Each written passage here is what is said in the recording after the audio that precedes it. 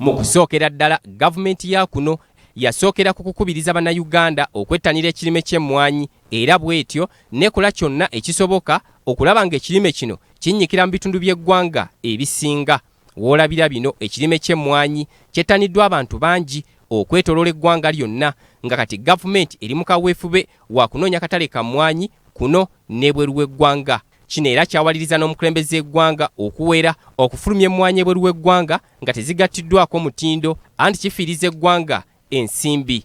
Abakungu okuva mu bitongole eby'enjawulo gamba nga Siatini Uganda batudde okutema empenda ku kye kirina okukolebwa okulaba ng'omutindo gw'emmwanyi gusituka era nga n'ebbeeyi y'emmwanyi eyongera okulinnya olwo omulimi asobole okuganyulwa mu mmwanyi z'alima. It's not a mere change in price, reduction or increase, but we need to take keen attention in the fact that when prices of coffee go down, it's the farmers, especially the smallholder farmers, that get affected, that are heavily affected.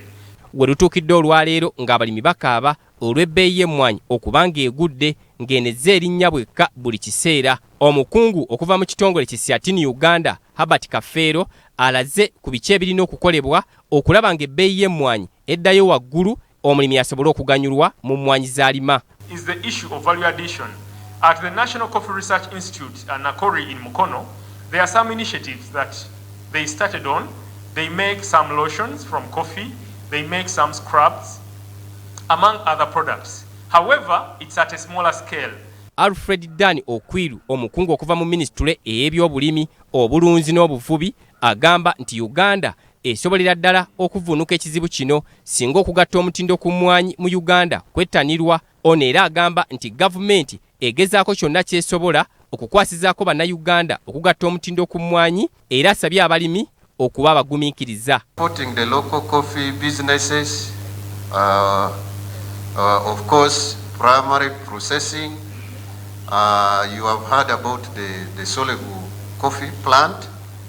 It is a concept that actually arose from the coffee roadmap, and all that is intended towards ensuring that we have value-added products.